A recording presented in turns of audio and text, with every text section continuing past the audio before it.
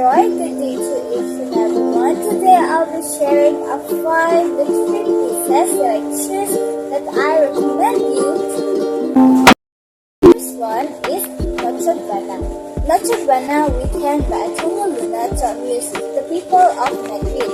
This literary piece is a short piece of fiction that is a bite-sized version of a novel.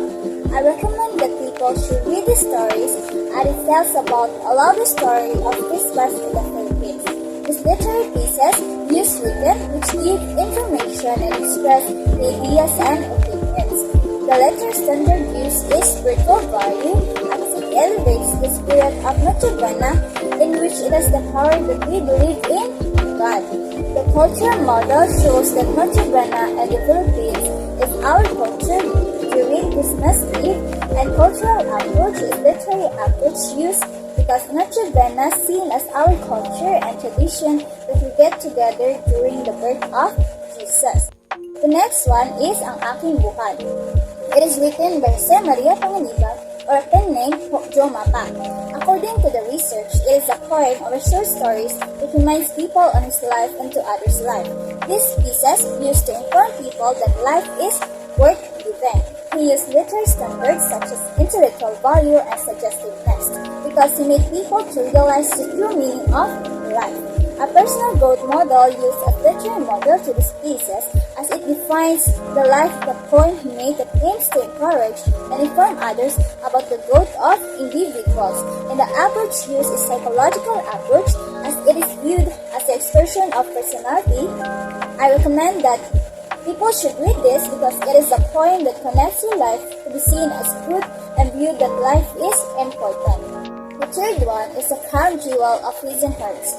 It is a very short story written by Sylvia Mendez Ventura. The summary of the story is about a king who had a crown that became a burden. After I read the stories, I want to recommend this because it is a story type that's something that is most valuable of its kind. This literary piece standards use are permanence as the story draws up time factor of theme and style that the author sees life as evident by his ideas, forms, and structures. The literary model used is the language model because the way the story is emphasized and aims to promote vocabulary and structure in which each word, and the approach used is the impressionistic approach because it viewed the reaction of the king and the responses in which it recognized the very personal of the character. Fourth one is the Ala Patria. Ala Patria came from Emilio Jacinto, who carried the nom de plume, the nom de plume, or the Dimas Law. It was an Italy cerebral and influential writer whose pieces essentially exhorted the Filipino masses to join the revolution against Spain, and that every Filipino aspiring for freedom should be ready to make sacrifices for their country.